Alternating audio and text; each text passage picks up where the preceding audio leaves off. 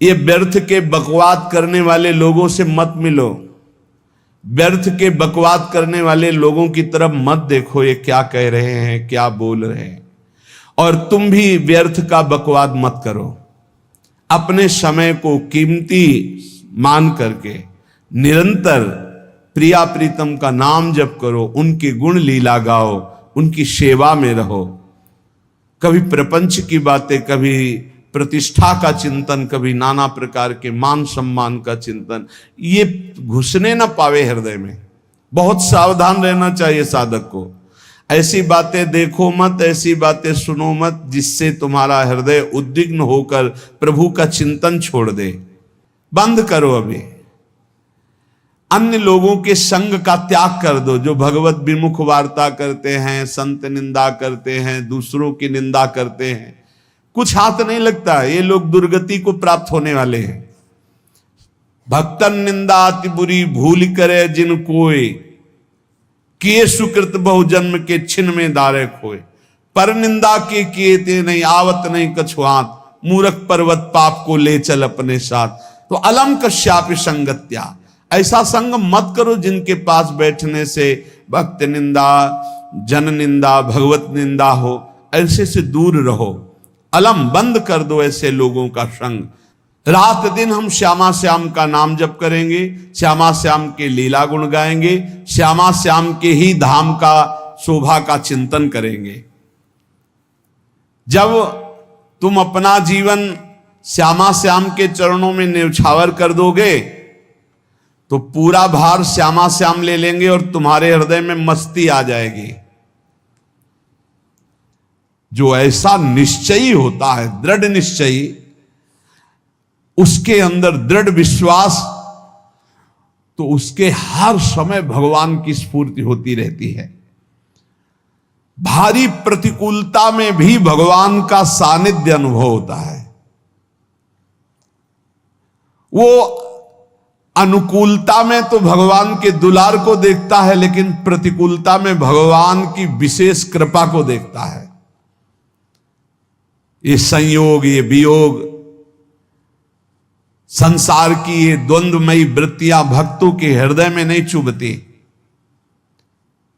आए की हुज्जत नहीं, गए की तलाश नहीं, क्योंकि नित्य संयोग भगवत स्मृति के प्रभाव से प्रभु का रहता है। शोक, विषाद बहुत ध्यान देने योग्य विषय है। तभी लोगों को ऐसा लगता है कि ऐसा कैसे हो सकता है। भक्त के चरित्रों को जब सुनते तो लगता है ऐसा कैसे हो सकता है, ऐसी परिस्थिति में भी ऐसा कैसे हो सकता है। क्योंकि तुम मानसिक बुद्धि से युक्त हो और वो भागवतिक स्थिति से युक्त है, इसलिए तुम उसको पार पा ही नहीं सकते। जब तुम अपना जीवन श्यामा श्याम के चरणों में समर्पित कर देते हो हृदय से, फिर उनकी कृपा से सब विघ्न दूर हो जाते, एक अपार मस्ती रहती है। नहीं तो शोक, विषाद, दुख, क्लेश, कष्ट, संताप, भय, उद्वेग, ये सदैव सताते रहते हैं। इसी से डिप्रेशन होता है। बार बार नकारात्मक चिंतन, शोक, विषाद, दुख, चिंता, क्लेश, संताप, भय, उद्वेग, यही पूरे मानसिक स्तर को नष्ट कर देते हैं। उत्साहहीन जीवन हो जाता है। जब तुम श्यामा श्याम को समर्पित हो जाते हो तो ये सब प्रवेश भी नहीं करते, एक अपार मस्ती बनी रहती है। अब क्या होगा? श्यामा श्याम जो करेंगे वही होगा। श्यामा श्याम पता नहीं कैसा करें, नहीं, वो सदैव मंगल भवन है, वो जो करते महामंगल होता है। यह निश्चय उपासक के हृदय में आ जाना चाहिए। इसलिए अपना सारा मन, सारी बुद्धि, सारा जीवन, प्रत्येक श्वास प्रभु को अर्पण कर दो, फिर देखो तुम निहाल हो जाओगे। दुख, शोक, विषाद, क्लेश, कष्ट, संताप, भय, उद्वेग, ये उसी को व्यापते हैं जिसने अपने जीवन को प्रभु के चरणों में अर्पित नहीं किया। इसलिए तुम अपना सारा मन सारी बुद्धि, सारा जीवन, प्रत्येक श्वास केवल प्रभु को अर्पित कर दो, फिर देख लेना श्वास कैसे अर्पित की जाती, राधा राधा राधा।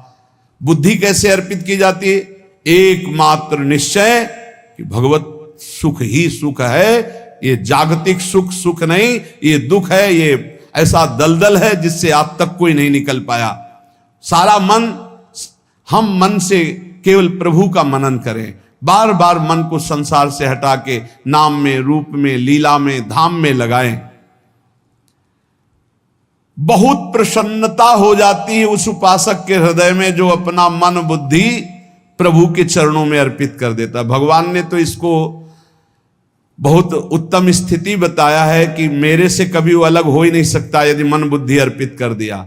मय्येव मन आधत्स्व मयि बुद्धिम निवेशय, तो निवशस्य मय्येव अत ऊर्ध्वं न संशया, बिल्कुल संशय नहीं, वो मेरे में ही निवास करेगा जिसने मन और बुद्धि अपनी मेरे में अर्पित कर दी। बहुत प्रसन्नता रहेगी उस उपासक के जीवन में जो अपने आप को मन बुद्धि सहित प्रभु के चरणों में समर्पित कर दिया है। भगवान का आश्रय लेने वाले की पहचान है हर परिस्थिति में प्रसन्न रहना। देखो आप भगवद आश्रित हो कि नहीं, देखो अनुकूल परिस्थिति में तो सब प्रसन्न रहना, लेकिन प्रतिकूल परिस्थिति में प्रसन्न रहना ये भगवान के भक्तों का लक्षण है। हर परिस्थिति में प्रसन्न रहना ये भगवान के भक्तों का लक्षण है। आनंदगन भगवान का आश्रय मिलते ही आनंद छा जाता है हृदय में।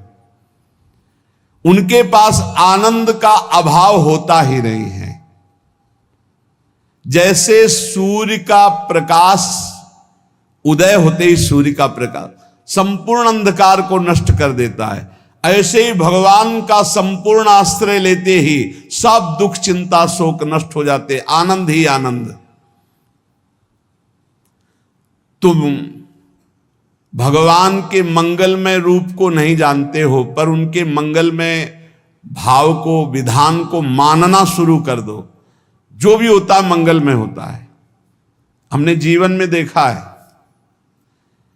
अगर इधर कोई बहुत बड़ा सुख दिया तो देर नहीं लगेगी, 24 घंटे नहीं व्यतीत होंगे और ऐसे दुख दे देंगे, जिससे दोनों का समान भाव रख करके ना दुख में तुम भूलो प्रभु को, ना सुख में फूलो, सीधे भगवत मार्ग में चल। पूरे जीवन की बात देखा है, भगवान के मंगल विधान में सदा सर्वदा सुख ही सुख है, इस बात को मान के प्रसन्न हो जाओ।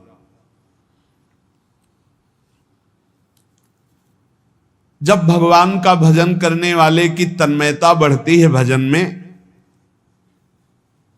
तो द्वेषी जन अपने आप तैयार हो जाते हैं। भक्त कभी किसी से द्वेष नहीं करता, अपने आप वो द्रोह करने लगते। तो नरसिंह मेहता जी से बहुत गांव के कई लोग थे जो जलते थे, ऐसे जलते थे कि अब क्या करें, कैसे मिटा दे नरसिंह मेहता जी को। अब उपाय तो मिल नहीं रहा था। तो एक दिन संतों की मंडली आई और उन्होंने कहा कि हम रास्ते में कोई चोर आदि धन ना ले ले, इसलिए यहां से किसी की हुंडी चलती है क्या द्वारिका में? पहले ऐसा था। बोले हाँ, हमारे यहां बहुत बड़े सेठ हैं नरसिंह मेहता जी, पर आप कहोगे वो मना कर देंगे। कई बार कहोगे, अगर वो स्वीकार कर ले तो वहां। और उनका लक्ष्य था कि नरसिंह मेहता जी की तो खाने की भी सुविधा नहीं थी, हुंडी कहाँ की बात आई। उनका था कि जब वो ना कहेंगे तो संतजन नाराज हो जाएंगे, अगर हाँ कह दिया तो वहां हुंडी चुकेगी नहीं, तो संतजन अपने आप इनको शाप दे देंगे, अपराध बन जाएगा, ये नष्ट हो जाएंगे। संतों को भेजा नरसिंह मेहता जी ने, सबकी दंडवत की, चरण पखाड़े। तो उनका ये इतना रुपया है, द्वारिका में साधु सेवा हम करेंगे, वहां तुम्हारी हुंडी चलती है, तो आप अरे उनका आप कहाँ भूल रहे हो, यहाँ खाने की भी व्यवस्था। बोले हमें सब पहले से बता दिया गया कि आप मना करोगे, बार बार मना मत करो, हमें पता है। तो उन्होंने ठाकुर जी की तरफ देखा, बोले क्या लीला है प्रभु, संतों से हम क्या कहें, ये ले रुपए। उस समय स्वर्ण की मोहरें चलती थी, बेच के बाजार से खूब उन संतों को पवाया, उन्हीं संतों की सेवा की। और उनका अपने सेठ का नाम तो बताओ जहां हमें जाके हुंडी मिलेगी। सेठ, सावल शाह सेठ। संत जन गए वहां, पूछा कि नरसिंह मेहता जी का जिन सेठ से परिचय, उनका नाम सावल शाह सेठ, उनकी गद्दी कहाँ है? तो जो कुछ भक्त थे वो द्वारिकाधीश की तरफ संकेत करते कि वही हैं। बोले नहीं नहीं, वो सेठ है, उनकी गद्दी चलती थी। पूरी बाजार में कहीं कोई। अब संत जन एकांत में होकर के बहुत विचलित हुए, क्या हमारे साथ धोखा हुआ? नरसिंह मेहता जैसा संत क्या धोखेबाज हो सकता है? देखो, संशय तो बहुत विचित्र होता है। बड़े बड़ों को संशय हो जाता है। जब भगवती सती जी को संशय हो गया, राम जी को, हे खग हे मृग हे मधुकर श्रेणी, ऐसा पूछते हुए कि सच्चिदानंद कैसे हो सकते, तो किसी को हो सकता है, क्योंकि वो बुद्धि की अधिष्ठात्री देवी है। जो ही उनके मन में ऐसा आया कि क्या हमारे साथ धोखा हो रहा है, इतने में ही देखा, जय हो सावल शाह सेठ की। वो कहा सावल शाह सेठ? तो देखा बढ़िया मुनीम जी उनके साथ, और सेठ बस्ता लिए हुए मुनीम जी, सरकार इधर से चलो। तो उनका सावल शाह सेठ आपका नाम है? संतों ने कहा। बोले हाँ। बोले नरसिंह जी? हाँ। बोले आपकी हुंडी आ गई है। हुंडी एक कागज में लिखा कि ये हमारे सेठ जी को दे देना। वैसे लोग मुझे माखन चोर कहते, कोई कुछ कहता, लेकिन आपने सेठ बना दिया। जब आपने सेठ बना ही दिया तो आप कभी परवाह मत करना तुम। और ये सेवक आपकी सेवा में सदैव तत्पर है। भगवान ने ऐसा लिखा। जो भगवद आश्रित है, एक बार ये चलता रहता है, जो संत जन होते हैं उनके विरोधी अपने आप बन जाते हैं, किसी से कोई मतलब नहीं, अपने आप विरोधी बन जाते हैं। कबीरदास जी का पूरी काशी में यश था। भजन करने वाले महापुरुषों का यश बढ़ता है जब, तो जो भजनहीन होते हैं उनके हृदय में जलन पैदा हो जाती है, और वो उनको विविध प्रकार से फंसाना चाहते हैं, उनको कष्ट देना चाहते हैं। तो कबीरदास जी के यश को धूमिल करने के लिए कुछ ब्राह्मणों ने एक रचना रची। मुड़ मुड़ा के कबीरदास जी के शिष्य बन करके पूरी काशी के सब आश्रमों में निमंत्रण दे आए। कल भंडारा है, संत सेवा है, सबने स्वीकार किया। कबीरदास जी अपनी दिनचर्या करके निकले तो संत मंडली आने लगी। बोले कै बजे सेवा है? साधु सेवा। बोले कौन सी साधु सेवा? बोले कल आपके शिष्यजन निमंत्रण दे के आए, पूरी काशी के सब संत आ रहे हैं।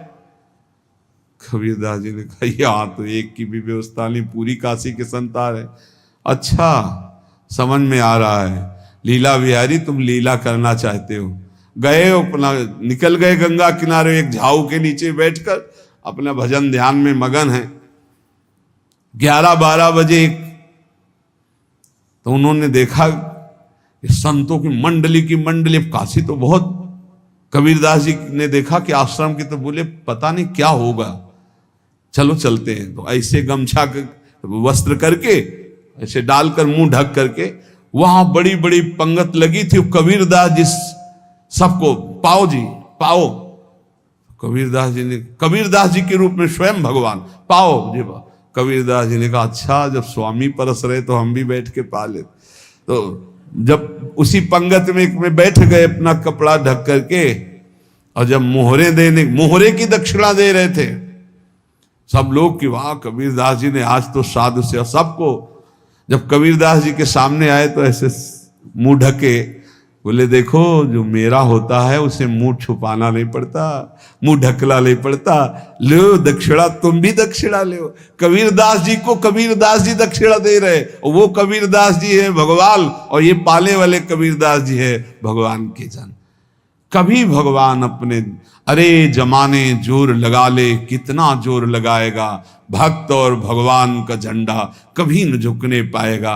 बिल्कुल चिंता, शोक, भय, उद्वेग रहित जीवन भगवद आश्रित। तुम भगवान के मंगल विधान में सदा सर्वदा प्रसन्न रहो।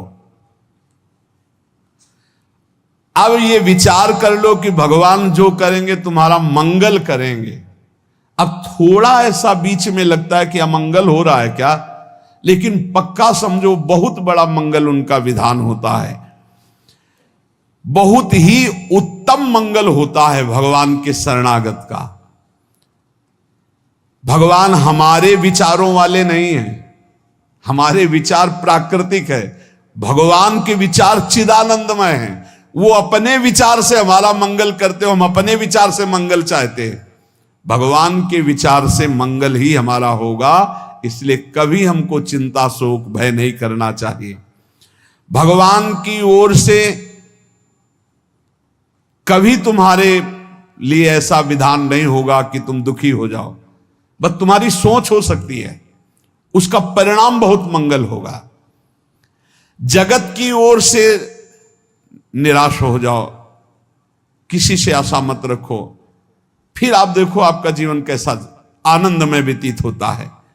ये जो जगत की आशा है यही दुख प्रदान करती, सच्ची जगत की आशा ही दुख प्रदान करती है। अगर जगत से कोई संबंध न रखा जाए और भगवत भाव में रहकर तो बहुत अच्छा जीवन चलेगा। अपने कर्तव्य का पालन करो, परिवार को भगवत स्वरूप मानकर पोषण करो, किसी से कोई संबंध मत रखो, कोई आशा मत रखो, यही अध्यात्म सिखाता है। अपने आप भगवत स्वरूप, सबका व्यवहार मंगलमय और आपका जीवन मंगलमय। अपने घर में ऐसे रहो जैसे किसी अतिथि के घर में रह जाता है, चलना है, यहां से जाना है। कौन रहता है अपने घर में अतिथि की भांति? भगवान का भक्त। जाना है यहां से, अपनी प्रिया प्रीतम के पास जाना। ये हमारा घर नहीं है, यहां तो हम समय व्यतीत कर रहे हैं, अपनी आयु व्यतीत कर रहे हैं भगवत आराधना करते हुए। हमें जाना है प्रिया प्रीतम के पास। वास्तविक घर भगवान का धाम है हमारा, वास्तविक घर वाले प्रभु हैं हमारे, जो नित्य सच्चिदानंद भगवान के चरणों में अपने चित्त को समर्पित करता रहता है। उसको यह अनुभव होने लगता है कि बड़ी कृपा है हमारे ऊपर, भगवान की बड़ी कृपा है हमारे ऊपर। सर्वसमर्थ परम सुहृद भगवान ऐसे भक्त के ऊपर हर समय वरद हस्त रखे रहते हैं। ये केवल प्रवचन नहीं, सच्ची बात मानिए। ऐसे भगवान का वरद हस्त हर समय रहता है। जब भगवान की छत्र छाया में भक्त अपने को देखता है तो आसपास घोर विपत्तियों का भी समुदाय हो तो भी वो आनंद में मगन रहता है। हर हालत में आनंदित रहना ये भक्त का स्वभाव है। भगवान ऐसे भक्तों को प्यार करते हैं जैसे कछुआ अपने अंडे को बाहर रख आवे और रात दिन उसका चिंतन करे। जब भक्त भगवान को समर्पित होता है तो भगवान रात दिन उसकी ऐसे चिंतन सुरक्षा करते हैं। अभय, ये दैवी संपदा का पहला गुण है। ये भगवान के शरणागत पर जागृत हो जाता है, वो भयभीत नहीं होता, किसी भी उससे भयभीत नहीं होता। यही डरपि हरिवंश हित, जिनो भ्रमय गुण सलिल पर। इस डर से डरते रहना चाहिए कहीं गुण रूपी पानी में फिसल न जाए, नहीं तो गलती हो सकती है। साधक सावधान रहे। ये अभय दैवी संपदा का सबसे बड़ा गुण है। जो भयहारी भगवान की शरण में आ जाता है तो उसके अंदर ये अभय प्रकट हो जाता है। अगर कहीं तुम्हें एकांत में भय लग रहा है, एक आदमी तो एकांतिक में आए थे, वो कह रहे थे कि हमें हर समय भय लगा रहता कि कोई हमारे पीछे है, अंधेरा तो लगता कोई खड़ा है, मैं जीना मुश्किल हो गया, ऐसा भय। देखो ये मन कैसा है, भगवान से विमुख होने पर कैसे डरवाता है। वो कह रहे हैं हर समय मुझे डर लगा रहता है, कोई सामने खड़ा है, कोई पीछे खड़ा है, ऐसा भय लगने लगता है। और जब भगवान की शरण में आ जाते हैं तो ये अभय स्थिति हृदय में जागृत हो जाती है। कोई भी भय आसपास आ ही नहीं सकता, यहां तक कि नरक का भी भय खत्म हो जाता है जो भगवान की शरण में है। महापापी भी पुण्यात्मा महान भक्तों के समान वो उत्तम गति को प्राप्त हो जाता है जो भगवान की शरण में हो जाता है। पर ये जो भोगों का आश्रय लिए हुए हैं, मनमानी आचरण कर रहे हैं, ये कभी उस अभय को जान ही नहीं सकते कोई अभय पद है क्या। इनको तो कदम कदम पर शोक, भय और दुख की प्राप्ति होगी। कोई बचा नहीं सकता जो भोगों में लगे हैं, मनमानी आचरण कर रहे हैं। अगर निर्भय होना चाहते हो, परम सुखी होना चाहते हो, तो भगवान के शरणागत हो जाओ। सारे जगत को अभय दान देने वाले भगवान हैं। भगवान का एक प्रण है, मम पन शरणागत भयहारी। जो मेरी शरण में आ गया उसके भय का मैं नाश कर देता हूं। साधना में अवस्था मन की मानी जाती है कि आप कितने अच्छे साधक हैं। यदि आपका मन भगवदाकार है, हर समय भगवत चिंतन चल रहा है, आपके स्वप्न भागवतिक आ रहे हैं, आपके विचार भागवतिक हैं, तो आपकी अच्छी साधना हो रही है। और यदि आपके स्वप्न गंदे आ रहे हैं, क्योंकि स्वप्न में मन का ही सारा खेल होता है, और आपकी चिंतन वृत्ति वासनात्मक चल रही, तो अभी साधना का प्रभाव मन पे नहीं पड़ा है। जिसका मन हर समय भगवत चिंतन करता रहता है, वो जीते जी जीवन मुक्त हो जाता, अनुभव होता है। जैसे किसी ने कहा कि हमें कैसे पता चलेगा कि हमारा काम हो गया है, तो जैसे आप भोजन पा लेते हैं तो किसी दूसरे से गारंटी थोड़ी लेनी होती कि हम छक गए हैं क्या, आप जरा बताना हम छक गए हैं क्या। नहीं, अपने हृदय में आ जाता है कि अब मैं तृप्त हो गया। ऐसे ही अपने हृदय में आ जाता है कि मेरा काम हो गया, अब मेरा जन्म नहीं होगा। ये हृदय में आ जाता है, अपने आप अनुभव में आ जाता है। जब स्वरूप बोध होता है तो किसी और से सलाह थोड़ी लेनी होती है, वो अपने आप अनुभव में आ जाता है। हां, यदि गुरुदेव का वर्ण नहीं किया है तो फिर आपको किसी न किसी गुरु से प्रमाणित करवाना पड़ेगा। और अगर गुरुदेव का वर्ण किया है तो वही मंत्र, वही नाम, वही गुरु शरणागति आपको अंदर से पुष्ट कर देगी कि आपका काम हो गया है। विषय चिंतन करता हुआ मन विषय आसक्ति को प्राप्त होता है। विषय आसक्ति को प्राप्त हुआ मन बार बार जन्म, मरण और नरक को प्राप्त होता है। बस ये विषय चिंतन हटाना ही प्रमुख कर्तव्य साधना का है। बार बार मन को विषयों से हटा करके प्रभु के नाम में लगाओ, प्रभु के रूप में लगाओ, प्रभु की लीला में लगाओ। जहां भगवान प्रकट होते हैं वहां परमानंद की बाढ़ आती है। पर ये ध्यान रखें, गुलाब का फूल कांटों में खिलता है। उसकी सुगंध लेनी, फूल लेना है तो कांटों से बचाकर। ऐसे ही जब आप भगवत चिंतन के लिए चलेंगे तो आपका चिंतन चुराने के लिए माया विविध नाटक करेगी, कांटे फैलाएगी। कोई तुम्हारी निंदा करेगा, कोई अपमान करेगा, कोई उपहास करेगा, तुम्हारी अव्यवस्था हो सकती है, तुम्हारी परिस्थिति बहुत भयावह हो सकती है। इन परिस्थितियों में भी भगवत चिंतन का तार ना टूटने पावे तो आगे गुलाब का फूल है।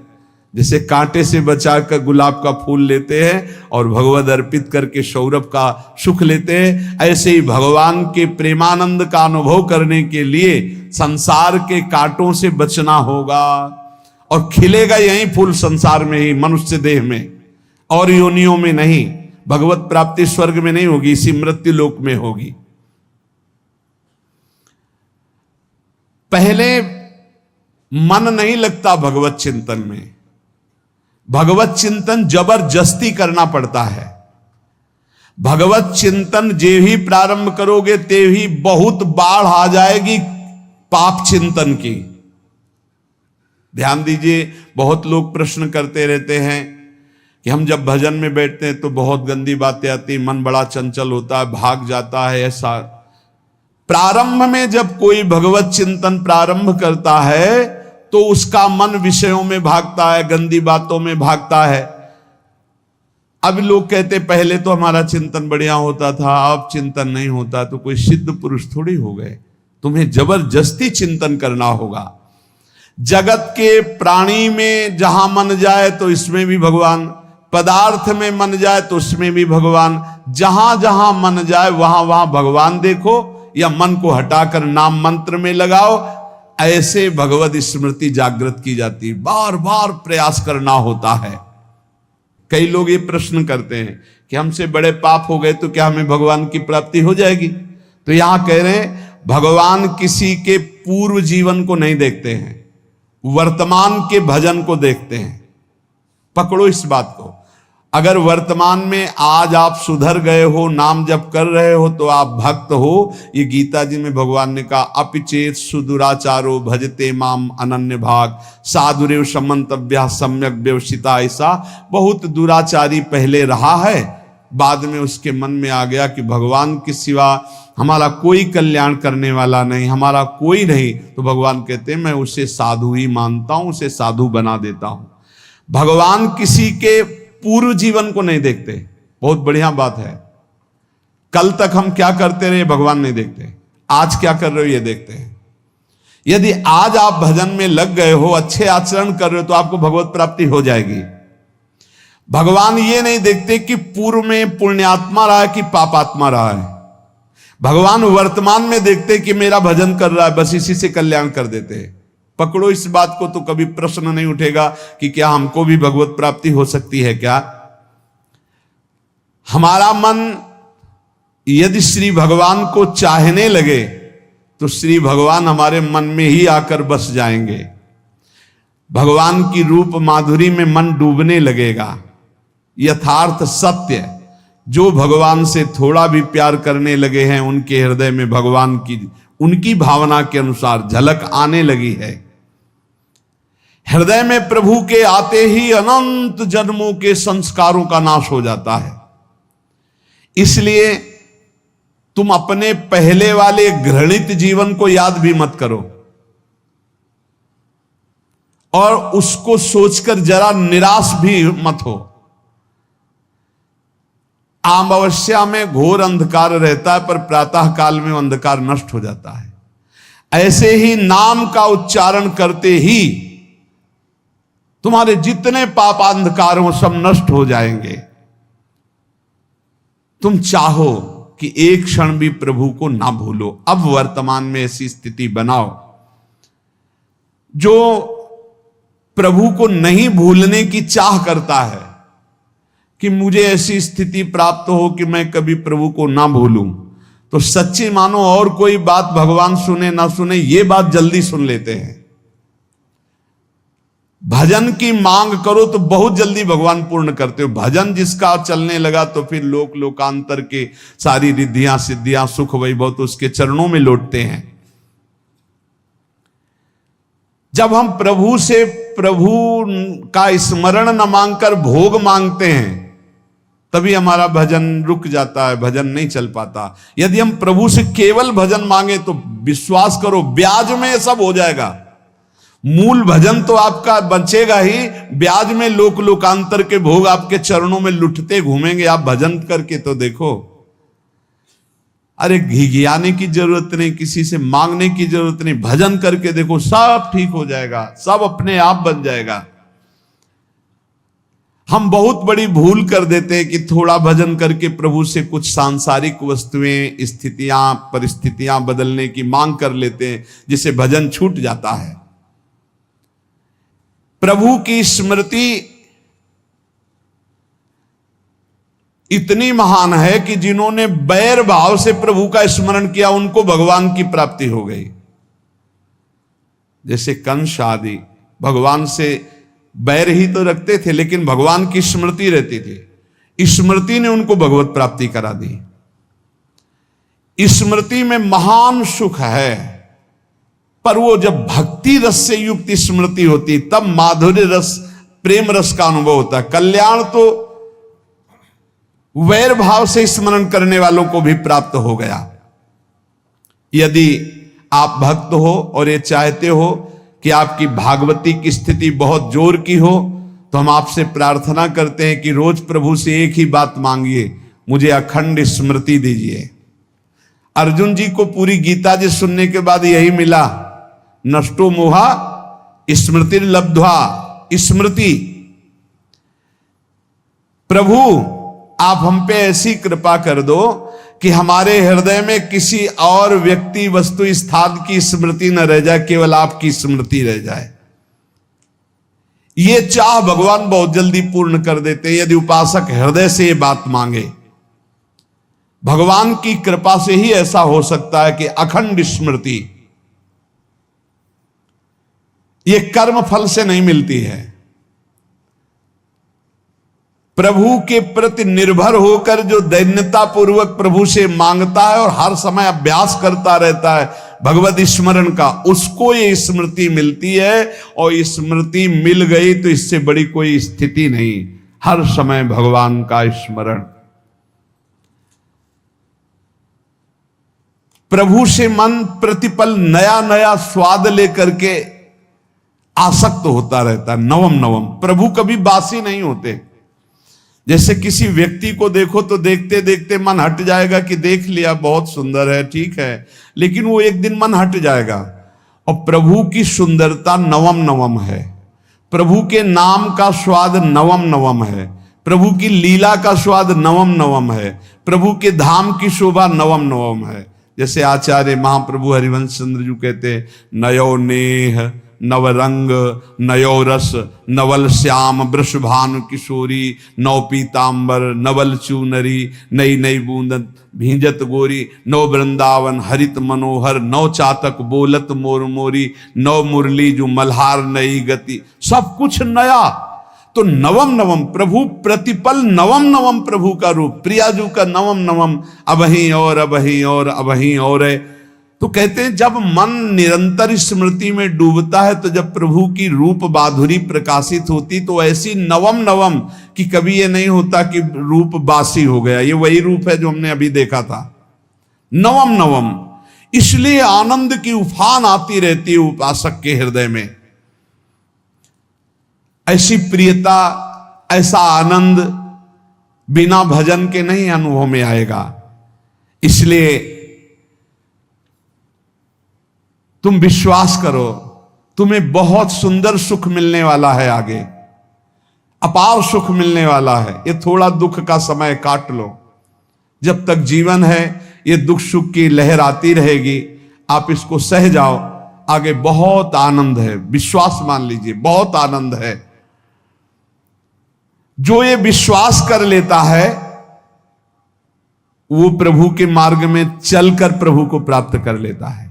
नहीं तो इतने रोड़े हैं कि आप ऊब जाओगे, बहुत रोड़े हैं। जो प्रभु के मार्ग में चलता है तो माया के बहुत से पार्षद अपना प्रभुत्व दिखाने उनके पास आते हैं, महिमा अपनी दिखाने, पर वो किसी वस्तु स्थिति अवस्था प्राणी पदार्थ का प्रभाव स्वीकार ही नहीं करता, क्योंकि भगवत स्मृति परायण है, भगवान की कृपा पर विश्वास है, इसलिए उसको कोई फंसा नहीं पाता। वो नित्य निरंतर प्रभु से घुला मिला रहने के कारण उसकी मस्ती में कोई फर्क नहीं पड़ता। माया का प्रभुत्व रखने वाले उसे फंसाने की चेष्टा करते हैं, पर उस पर किसी का असर नहीं होता। वो कहीं लिप्त नहीं होता, वो कहीं दुखी सुखी नहीं होता, वो हर समय प्रसन्न रहता है। तुम देखो, हर समय प्रसन्न रहते हो? यदि नहीं तो तुम किसी व्यक्ति वस्तु का आश्रय लिए हुए, प्रभु का नहीं। अगर हां तो हर समय प्रभु का स्मरण चलना चाहिए, हर समय प्रभु के आश्रित हो, फिर देखना ये आनंद, ये प्रसन्नता क्या रूप रखती है।